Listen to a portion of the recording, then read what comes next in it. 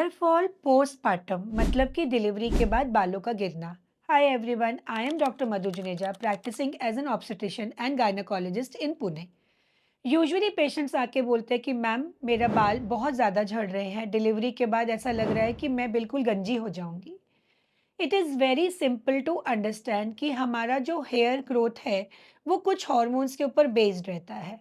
और हेयर का एक ग्रोथ फेज है, एक रेस्टिंग फेज है और एक शेडिंग डाउन फेज है।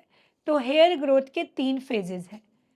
जब आप प्रेग्नेंट होते हैं तो एक हार्मोन जिसका नाम है ईस्ट्रोजन, जो सब गर्ल्स में एप्रोप्रिएट अमाउंट में अवेलेबल है, वो इंक्रीज हो जाता है।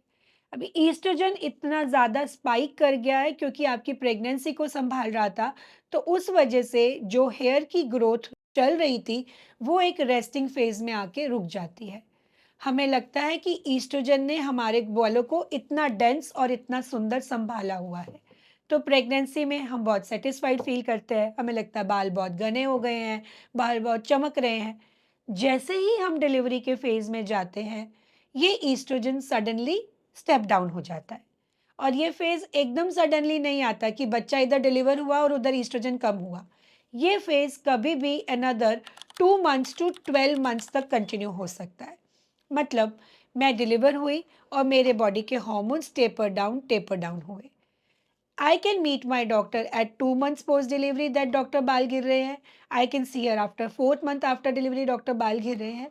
इसके पीछे बहुत सिंपल लॉजिक है कि एक शरीर को संभालने के लिए ईस्ट्रोजन प्रोजेस्टेरॉन जो स्पाइक हो गए थे, वो नीचे उतर गए।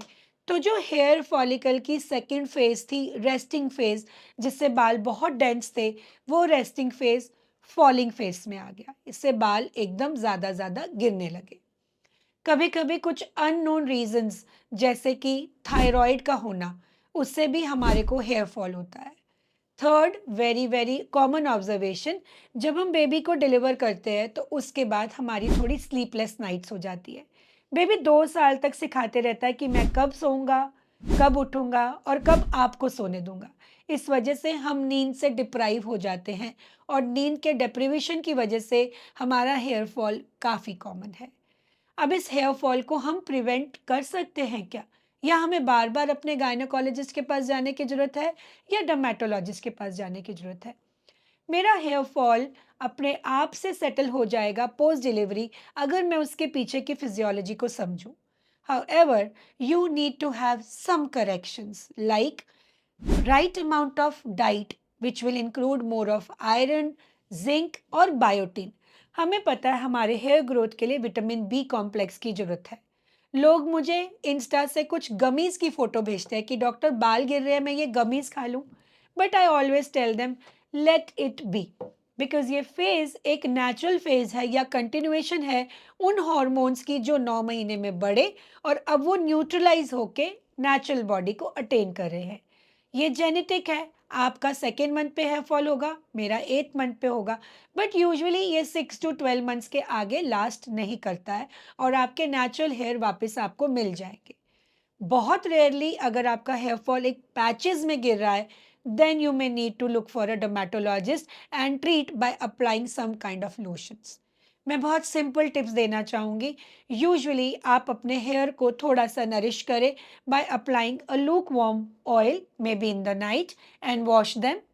टू, यूज कॉम्स जिनके अंदर टीथ बहुत ज़्यादा गैप्स पर है। टीथ जब गैप्स पे रहेंगे तो हेयर कॉम्बिंग ईजी होती है और बाल कम झड़ते हैं। 3, बालों को बहुत ज़्यादा टाइट नहीं बांधे। एंड 4, करेक्ट अमाउंट में आपका प्रोटीन इंटेक, आपका आयरन इंटेक, आपका जिंक इंटेक एंड फ्रूट्स जिसमें विटामिन ए, सी और ई है, ताकि करेक्ट नरिशमेंट से बालों की जो ग्रोइंग फेज है उसके ऊपर हम एम्फोसाइज करें, रादर देन बालों का रेस्टिंग और फॉलिंग फेज। जो बाल रेस्टिंग फेज में है वो फॉल होने ही वाले हैं। जो ग्रोथ फेज वाले हैं उनको हम नरिश करेंगे by giving a right lifestyle. I think I was very clear. This is an absolute common question, and my idea will be just assurance to you, telling you to just have a good nutrition, enjoy that phase of life also. However, if you are having something which is too much out of box, you may need to see your doctor in time. Thank you. For more information, we can sit together, talk around at Petals Clinic, Vanavri in Pune. आपको मेरे videos informative लगते हैं तो like subscribe कीजिए ताकि मैं और informative sessions लेते आऊं।